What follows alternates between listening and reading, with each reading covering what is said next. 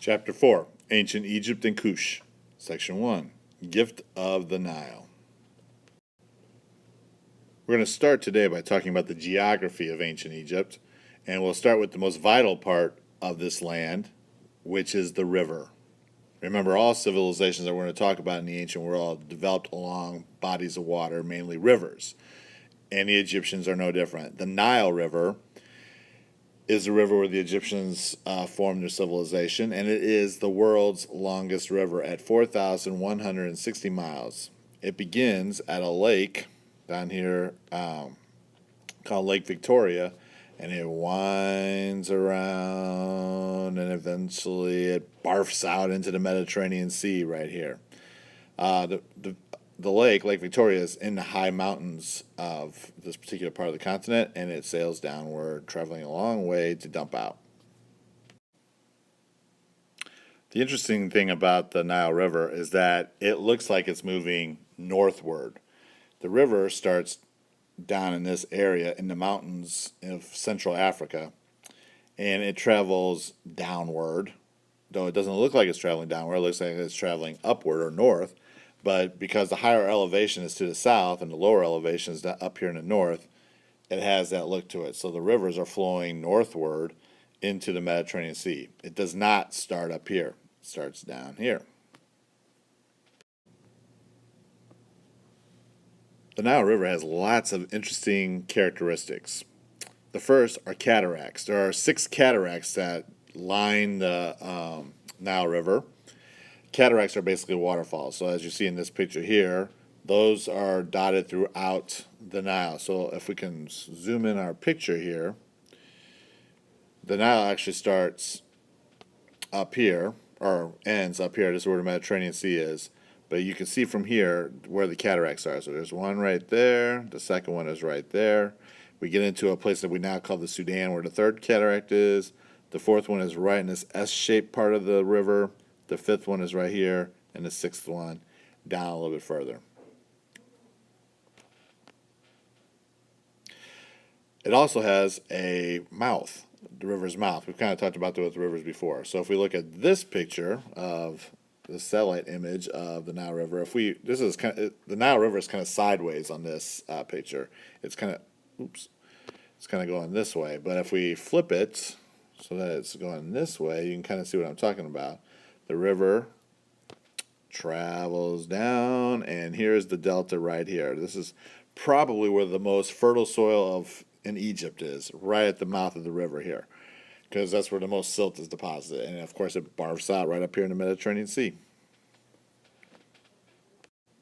Then, of course, those waters, the floodwaters, will leave silt, which we've talked about before, but that's the fertile soil area of the river.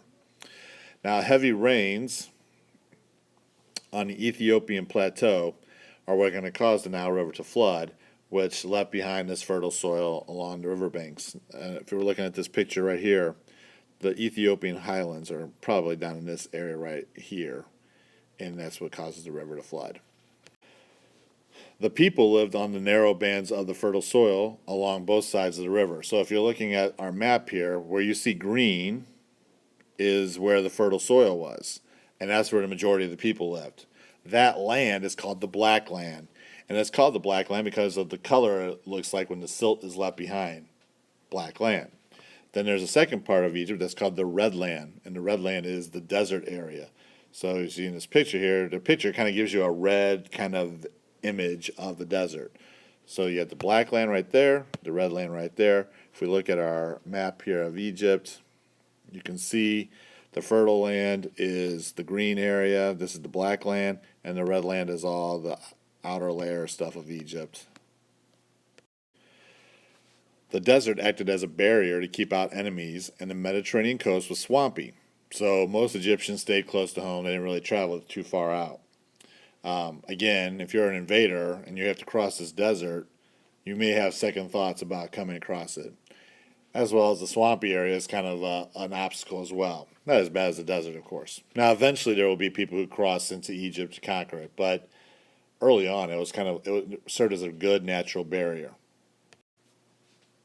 Just like when we talked about the Mesopotamians, the Egyptians are going to control flooding by digging irrigation canals.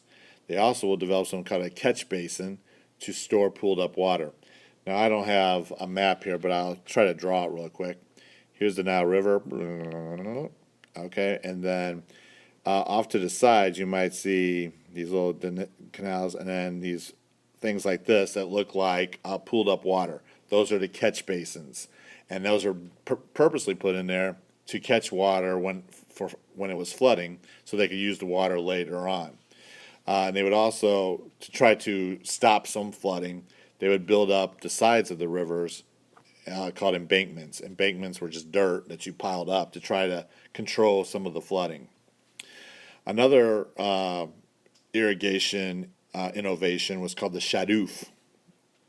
And that's this picture right here. You can see that it has this mechanical arm here with a rope tied to it and a basket at the end. And you can dip it so it can go, into the water. And then it also has a swivel so that you can turn it this way and dump the water into the appropriate places, or even to the containers that you would put the water in to carry it to your crops. The Egyptians grew materials for clothes called flax. Flax is a plant. As you can see in this picture, this is the plant right here, flax. And it was woven together to make linen, like you can see in this little part right here.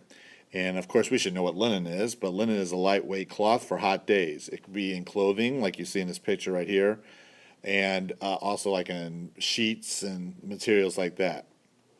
Linen was especially important to the Egyptians because you're in a desert and you want to be as cool as possible. So you will only see most Egyptians wearing light colored clothing and in linen.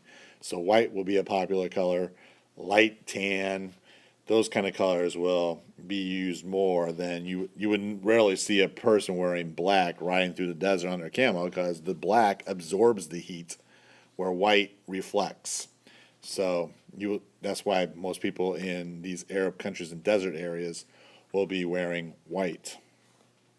Also, in your house, most homes were made out of mud mixed with some straw, and those walls inside their homes will be painted white as well, again to reflect the sun from the house. To keep the house cooler, you would paint it white so that the sun is reflected. Egyptians mined and quarried many different kinds of metals like copper, iron, and gold. Stones like white limestone and granite were used to build temples and tombs, and gems like turquoise and emeralds were used for jewelry.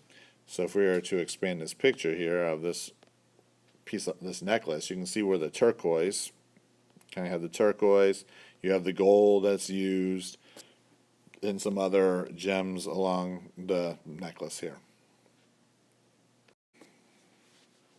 Fish and other wildlife are found in the Nile. You will see many people fishing on rafts out in the water.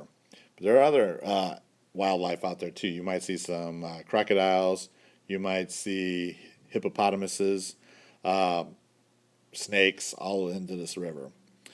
And just like with Mesopotamia, a surplus was important to the Egyptians because that would mean they could trade with other neighboring kingdoms.